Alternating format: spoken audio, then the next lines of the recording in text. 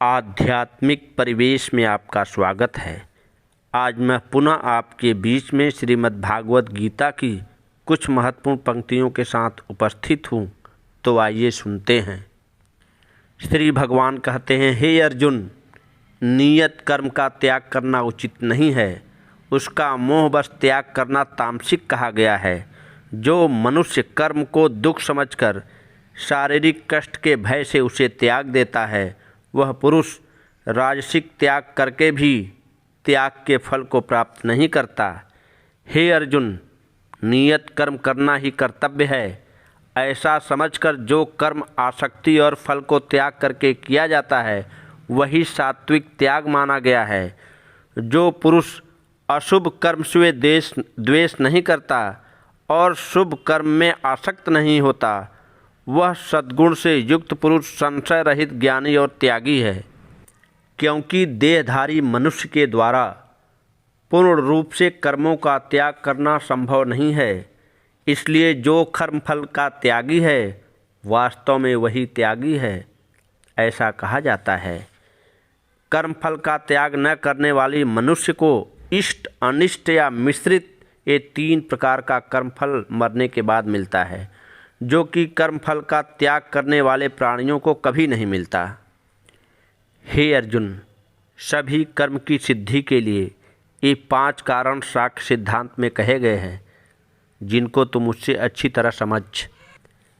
कर्मों की सिद्धि में कर्म करने के लिए आश्रय अर्थात शरीर, कर्ता और अनेक प्रकार की इंद्रियां एवं विभिन्न प्रकार की अलग अलग चेष्टाएं तथा 5वां कारण दैव है। मनुष्य अपने शरीर, वाणी और मन से जो भी उचित या अनुचित कर्म करता है, ये ही उसके 5 कारण हैं।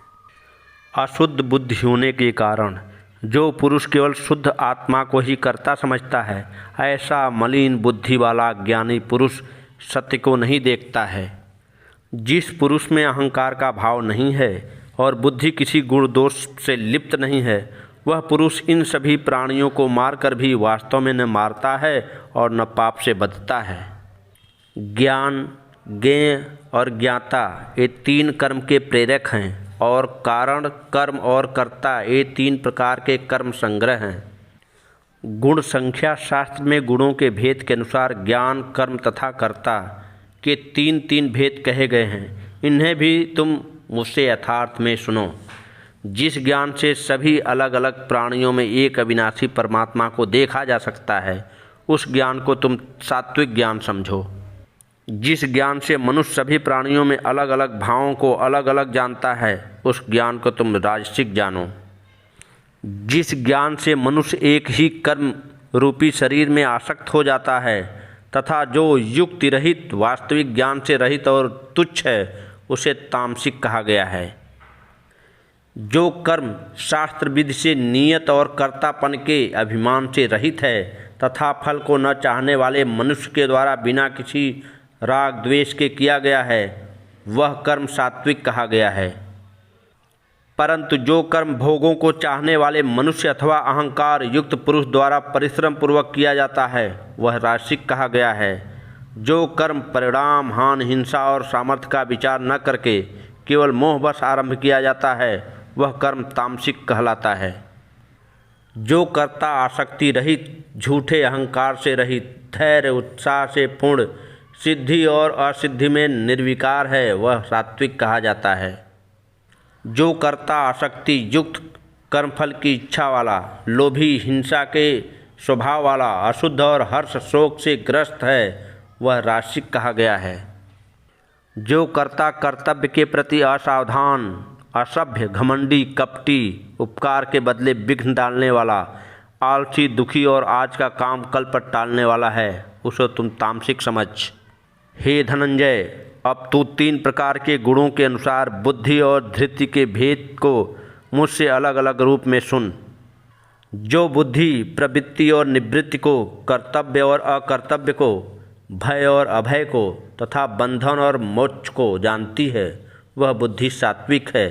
हे पार्थ, जिस बुद्धि के द्वारा मनुष्य धर्म और अधर्म को तथा कर्तव्य और अकर्तव्य को भली भांति नहीं समझता, वह बुद्धि राजसिक है।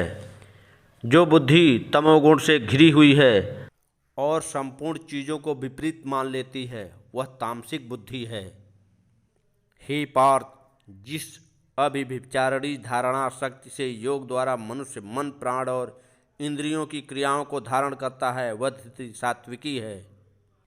फल की इच्छा से आसक्ति पूर्वक मनुष्य जिस धृति के द्वारा धर्म, अर्थ और काम को धारण करता है, वह धृति राजसिक है। दुष्ट बुद्धि वाला पुरुष जिस धारणा शक्ति के द्वारा स्वप्न, भय, शोक, विषाद और मद को नहीं त्यागता, वह धृति तामसिक है। हे अर्जुन, अब तुम मुझसे 3 प्रकार के सुख को सुन। जिस सुख से साधक भजन, ध्यान और सेवा के अभ्यास से रमता है और जिससे उसके दुखों का अंत हो जाता है, जो सुख प्रारंभ में विष के समान किंतु परिणाम में अमृत के समान है, वह आध्यात्मिक बुद्धि के प्रसाद से उत्पन्न होने वाला सुख सात्विक है। जो सुख इंद्रियों के विषयों के साथ सहयोग से मिलता है, वह पहले तो अमृत की तरह लगता है किंतु उसका परिणाम विष की तरह होता है, ऐसा सुख राजसिक कहा जाता है।